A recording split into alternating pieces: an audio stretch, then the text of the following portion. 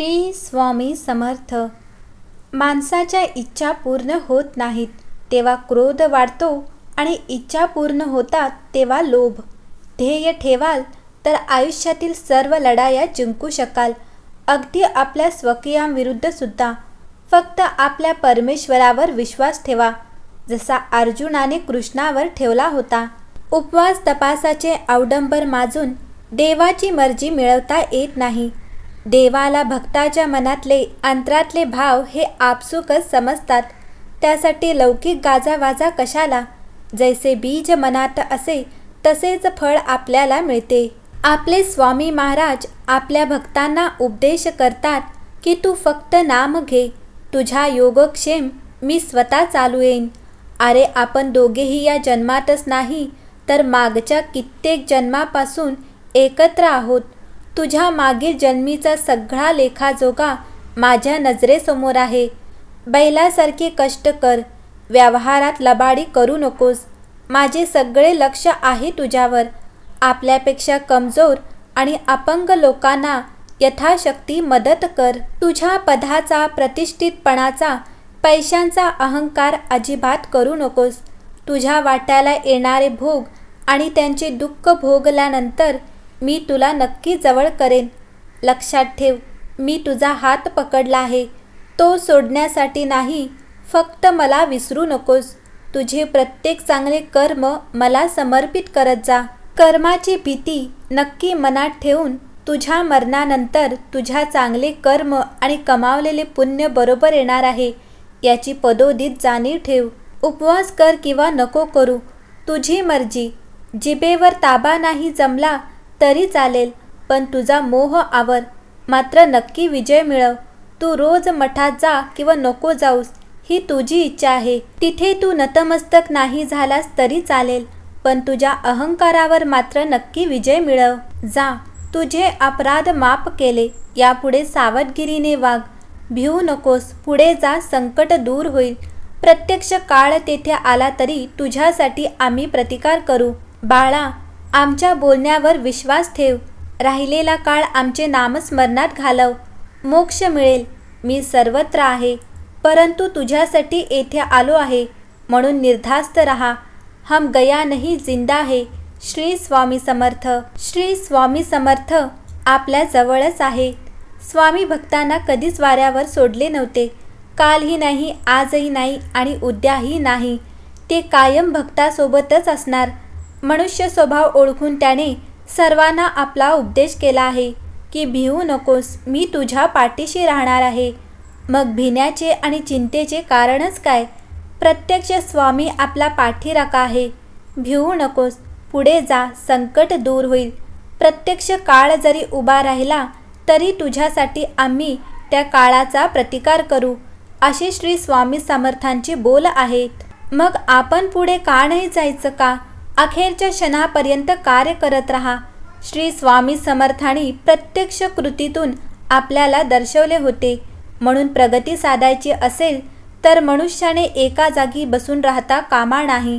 प्रवाही असावे, पुढे जात राहावे, हे श्री स्वामींनी सांगितले आहे. आळशी माणसाचे तोंड बघू नका. आळस हा माणसाचा शत्रू आहे. कधी कधी आयुष्यामध्ये खूप दुःख यातना सहन कराव्या लागतात. असं वाटतं की खरंच देव आहे का, इथपर्यंत शंका येतात. पण खरं तर हीच वेळ आपल्या परीक्षेची असते. विश्वास ठेवा. इथूनच स्वामी लीला सुरू होते. इथूनच खेळ सुरू होतो. फक्त विश्वास तुटू देऊ नका. आई बाळाला हवेत भिरकावते. काही क्षण ते हवेतही असतं, पण ते हसत असतं, कारण त्याचा विश्वास असतो की कोणी आहे जे आपल्याला पडू नाही देणार. तोच विश्वास तुमचा स्वामींवर हवा. कधी कधी वाटतं हे कसं होईल, हे शक्य आहे का. पण लक्षात ठेवा की तुम्ही तुमच्या बुद्धीच्या कुवतीवर शक्य आणि अशक्य ठरवता. पण स्वामींना या जगात अशक्य असे काहीच नाही. स्वामी तेच देतात जे तुमच्यासाठी योग्य आहे. फक्त तुमचा त्यांच्यावर विश्वास पाहिजे. माझा हा निवांत क्षण असून तुझ्या कर्मावर मी नजर ठेवून नाही. वर्तमानात असताना नामात राहा. तू स्वतः निस्वार्थ कर्माचा रोप लाव. कोणाच्या आशेवर, मदतीवर अवलंबू राहू नकोस. कारण त्या रूपावर येणाऱ्या फळांवर अधिकार फक्त तुझाच असेल. माझ्यावर प्रेम आहे तर मग माझ्या विचारांचे पालन कर. कोणीही तुझे काही बिघडू शकणार नाही. नित्य माझी स्मरण कर. निस्वार्थ कर्म हाच एक धर्म बाकी. मनाचा पसारा करता करता नाम खेळत जा. मग नऊ रेमण आणि नाही पसारा. माझे सच्चे भक्त कधी कुणाला दुखवत नाही, कारण त्यांना माहीत आहे की समोरही स्वामी आहे. जो साधक अविश्वास दाखवत नाही आणि माझ्यावर निस्सीम प्रेम करतात, खरं या अर्थाने मी त्यांच्या मागे पुढे चालतो. भक्ताच्या हाकेच्या आधी मी तयार असतो, पण त्यांचा विश्वास आहे की हाकेला धावतो, म्हणूनच मी त्यांच्या हाकेची वाट पाहत असतो. भक्त जरी प्रेमाने मला स्वामी म्हणत असला तरी ते माझे स्वामी आहेत, कारण त्यांच्या स्वामध्ये मी आहे. स्वामी तुम्हाला वाटते तेवढी जीवन कठीण नाही. गाडीवरून जाताना कोणाचा तरी धक्का लागून पडता पडता आपण स्वतःला सावरतो. ते सावरणं म्हणजे गुरुकृपा. एक वेळचे जेवणाचे वांदे असताना मिळालेले 2 वेळचे 7 पोटभर जेवण म्हणजे गुरुकृपा. कोसळलेल्या दुःखरूपी डोंगराला पेलण्याची जी ताकद आपल्यात निर्माण होते, ती ताकद म्हणजे गुरुकृपा. आता सर्व संपले असं वाटत असताना पुन्हा उठून विश्व निर्माण करण्याची नवी उमेद उत्पन्न होते. ती उमेद म्हणजे गुरुकृपा. अडचणीमध्ये सर्व साथ सोडून गेले असताना तू लढ, आम्ही आहोत सोबत, हे गुरुबंधूचे शब्द म्हणजे गुरुकृपा. पैसा, गाडी, बंगला मिळणे म्हणजे गुरुकृपा नव्हे. ते नसताना आयुष्यात असलेले समाधान म्हणजे गुरुकृपा. जेव्हा आपला स्वामींवर भक्कम विश्वास आहे तेव्हा इतर कोणत्याही ठिकाणी जाण्याची आवश्यकता नाही. प्रत्येकाचे दुःख, प्रत्येकाच्या समस्या, प्रत्येकाचे प्रश्न हे सर्व काही स्वामींना माहिती आहे आणि हे सर्व काही सोडवणारे देखील स्वामी महाराज आहेत. म्हणून मनापासून स्वामींना शरण जा. त्याची रोज न चुकता मनोभावे सेवा करा आणि सर्वात महत्त्वाचे म्हणजे स्वामींच्या भिवू नकोस, मी तुझ्या पाठीशी आहे या अभिवचनाची जाण ठेव. संकट कोणतेही असो, नेहमी म्हणायचे, स्वामी माझ्या पाठीशी आहेत, मी का भिवू, मी चुकीचा नाही आहे, मला काय कोणाची भीती. जेव्हा हा ब्रह्मांडाचा नायक माझ्यासोबत आहे तेव्हा मी का घाबरू. कोणत्या संकटांना असे नेहमी म्हणायचे, संकट आले की पहा किती मोठे पाठबळ मिळेल तुम्हाला, अनुभव नक्की घ्या. तुमचा निस्वार्थ धर्म कर्तव्य न ते सहज शक्य आहे. नुसते स्वामी स्वामी म्हणता तरुण जाशील, मोह माया सारी भुलून जाशील. ह्या जगाशी तुझे काही घेणे देणे नाही. तुमच्या जीवनात जितक्या अधिक अडचणींचा सामना करावा लागतो तितके तुम्ही अधिक मजबूत व्हाल, कारण प्रत्येक अडचणी नवीन अनुभव आणि नवीन धडा घेऊन येतात आणि मग तुम्हाला यशस्वी होण्यापासून कोणीही रोखू शकणार नाही आणि तुमचे जीवन यशस्वी होईल. आनंदी राहा आणि यशाने भरून जाल. वाईट गोष्टी करून आता तुमच्यासोबत काहीतरी चांगलं घडेल असा विचार करू नका.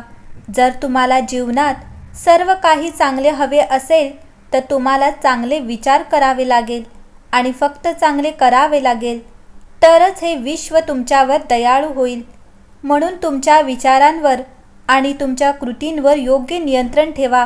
आपण जग कसे पाहतो हे मुख्यतः आपल्या स्वतःच्या विचारांवर अवलंबून असते.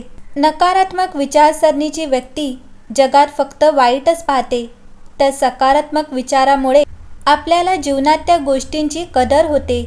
आपल्याकडे जे काही आहे ते त्या विश्वाच्या शक्तीच्या कृपेने आपल्याला दिले आहे. गुरु पुढे म्हणाले, मन शांत ठेवा.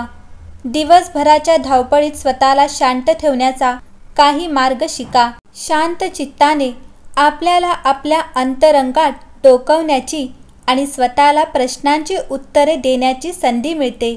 जसे मी कोण आहे, माझ्या जीवनाचा उद्देश काय आहे, मी एक चांगला माणूस आहे का, मी चांगला पिता किंवा पती आहे का, मी एक चांगला मुलगा आहे का.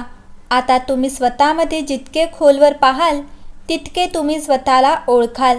तुम्हाला तुमच्या आजूबाजूच्या गोष्टी समजायला लागतील. तुम्हाला लोकांचे स्वभाव आणि त्यांची वागणूक कळायला लागेल. मग तुम्हाला गोष्टी आणि लोकांबद्दल चिंता आणि दुःखी होणे थांबेल.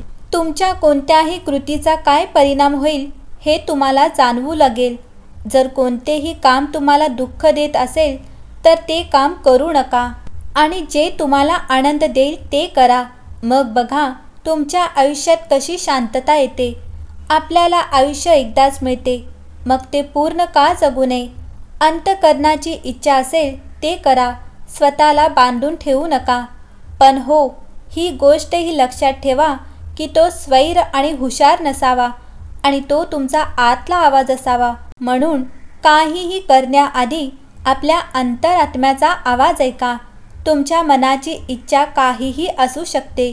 नवीन व्यवसाय सुरू करण्यासारखे, नवीन शहरात जाऊन आपले नशीब आजमावणे किंवा काहीतरी महत्त्वाचे साध्य करणे. जे काही तुमच्या मनात आहे ते साध्य करण्यासाठी एकदा तरी सर्वोत्तम प्रयत्न करा. परिणाम काय होईल याचा विचार करू नका. फक्त तुमच्या मनात जे आहे ते ठेवा. अनेकदा आपण गोंधळात अडकतो आणि आपलं मन वेगळं सांगतं, पण जर तुम्ही प्रयत्न केले तर अधिकाधिक घडू शकतात. एवढेच नाही तर यश मिळणार नाही. गुरु पुढे म्हणाले, पण निदान तू प्रयत्न केला नाहीस याची खंत तरी राहणार नाही. काहीही न करण्यापेक्षा ते काम करणे आणि त्यात अपयशी होणे चांगले असते. श्री स्वामी समर्थ. जय जय स्वामी समर्थ. श्री स्वामी समर्थ. जय जय स्वामी समर्थ. श्री स्वामी समर्थ. जय जय स्वामी समर्थ. श्री स्वामी समर्थ. जय जय स्वामी समर्थ. श्री स्वामी समर्थ. जय जय स्वामी समर्थ.